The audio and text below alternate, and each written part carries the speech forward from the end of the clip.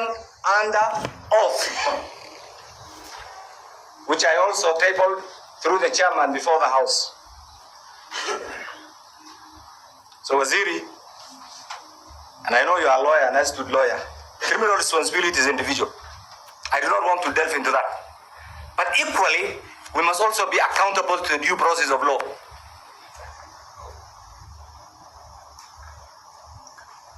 That due process of law is what we are questioning.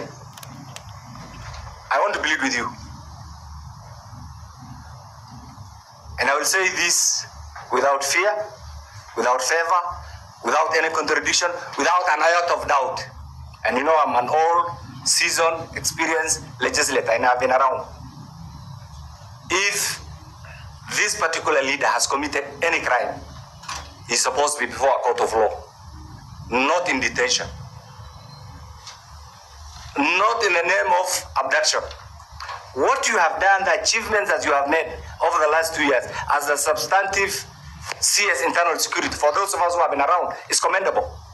But some of these silly actions, you can call them rowdy officers, overzealous officers, you can call them of lack of whatever name that you call them, completely destroys that big image that you have been trying to build.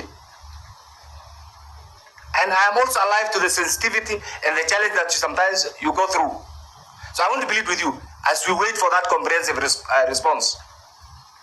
If it was in other jurisdictions, you know it. By now, an elected minister in Mississippi, some people will have taken responsibility, personal responsibility.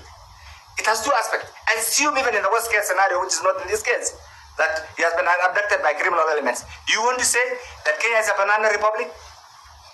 Why are these criminal elements who have been abducting people, and so many people have been released, why are they not being taken into court? Waziri, you understand this.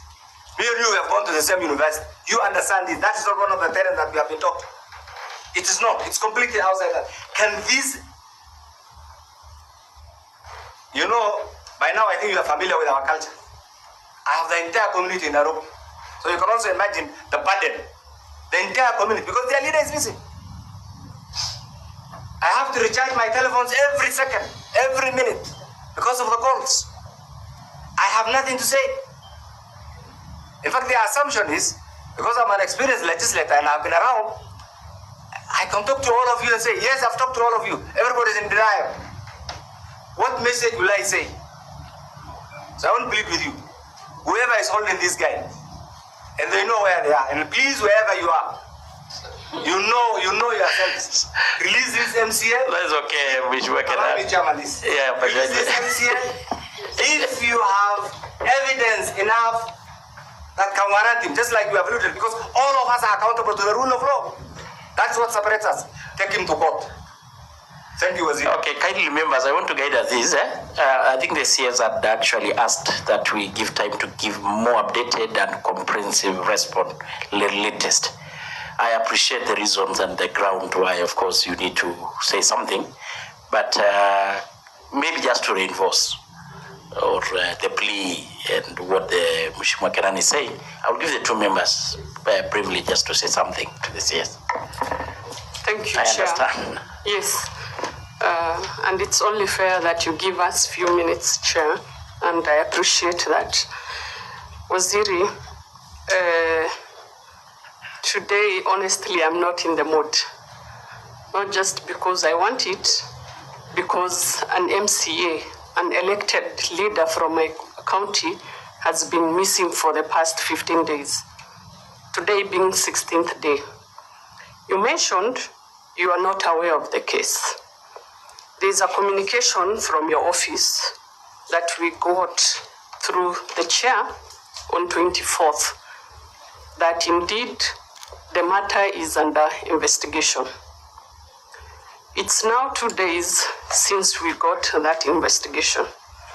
And as a professor of law, the whole time you've been educating us on law, on how to safeguard the Constitution. From where I sit, I feel like we are applying the law, or we are implementing the Constitution selectively. When an elected leader is missing for the 16th day, don't you think he has all the rights to live? Don't you think as an elected member of parliament, he needs to be, he needs to be implementing and, doing the work he was elected for? That is something as a lawyer I want to understand.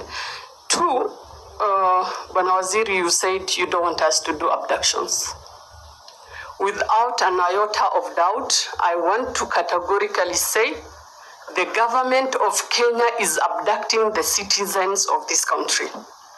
Why I say that? Kindly, you can only say that if you can substantiate that. I'm going kindly, you know the procedures. Okay. So withdraw that one, and you're a very smart legislator. As I withdraw chair, let me just finish the statement. I say that because this honorable member, Mr. Waziri, got a summon from the security agencies. 2 days later, he's abducted. Any person who thinks will add, the tabulations that indeed it's the security agencies. If indeed it's not the security agencies, Mr. Waziri, how hard is it for the security agencies to come and say we don't have this gentleman, Mr. Waziri? My other question is, if an elected member of parliament can be abducted, how safe are we as the citizens? Personally, because of the things I've been doing and going through the meetings in search of the honorable member, I feel threatened, to be honest. I don't know whether I'm safe as an elected member of parliament because of the things and the meetings we go. Honorable Kenan mentioned how my community works. The entire county is in Nairobi. It's expensive for us to maintain them. We don't sleep in our houses, Mr. Waziri. We are running from one place to another.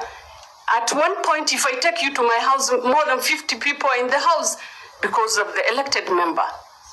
Mr. Waziri, I feel very, miserable that the people who elected me right now, who feel I can bring the elected MCA by just advocating and talking in parliament, that nothing can be heard, nothing can be done.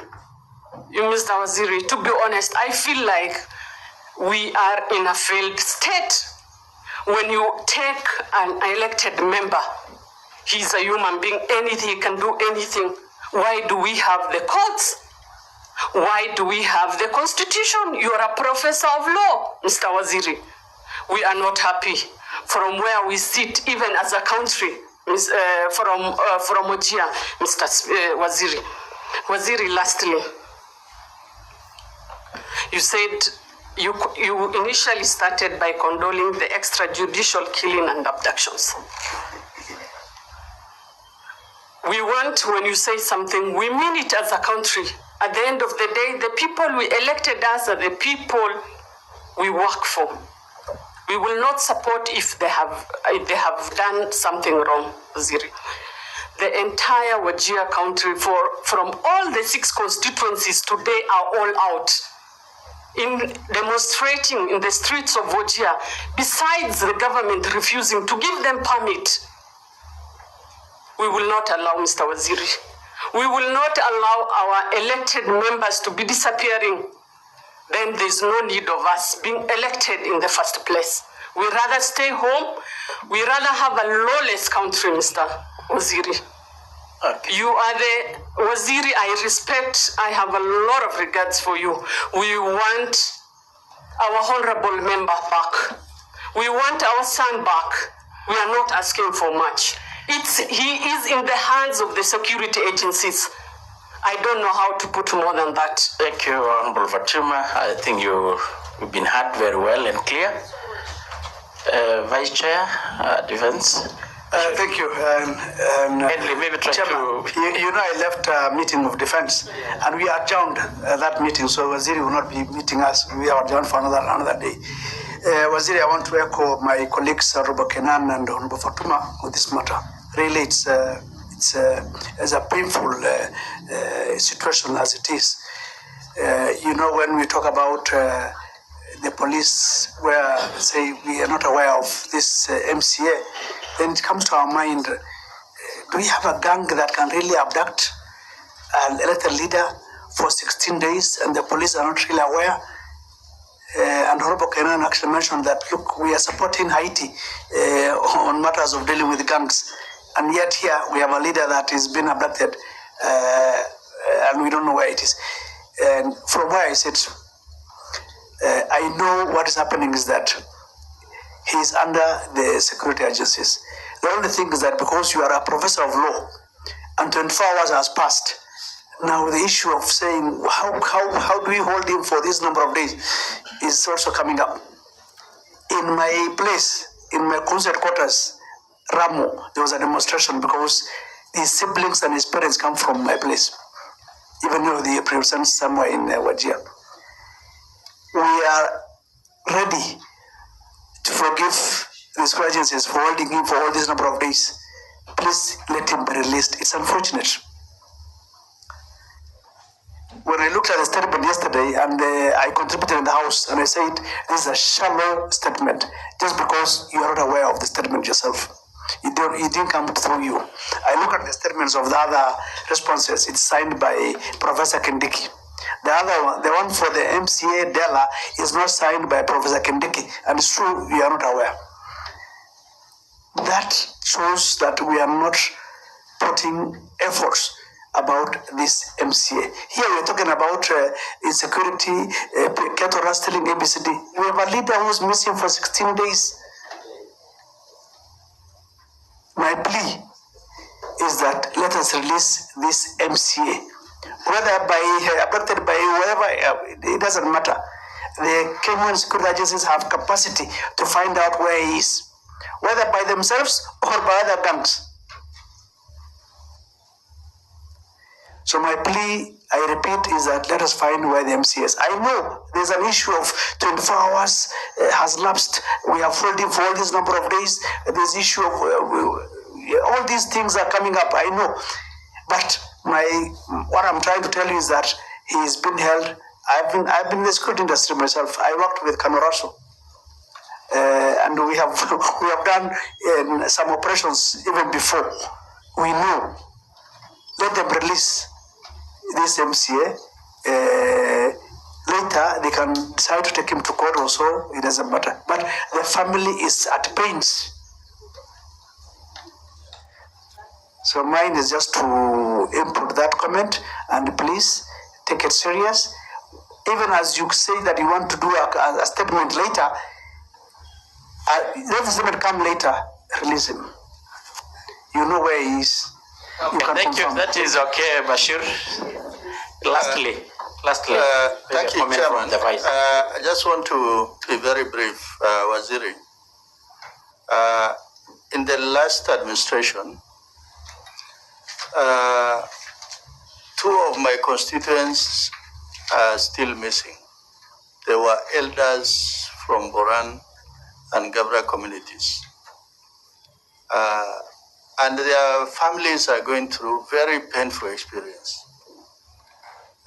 Coming from a security background, I personally feel the issues of abduction to enforce the law or extrajudicial killing will not help Kenya to maintain peace and harmony.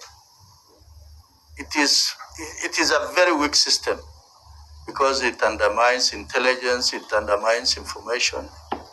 There are so many things it undermines.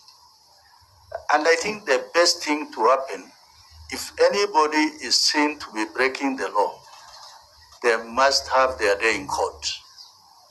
The intelligence system, investigative agencies must cobble together as much information as possible so that people like leaders, let them be arrested in a decent manner.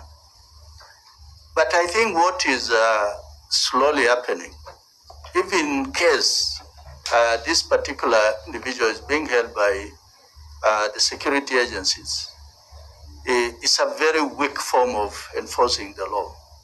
And I think we, as administration under President Ruto, many of us who are in that administration and supporting it, I think we would not wish to go that route. Thank you, Chair.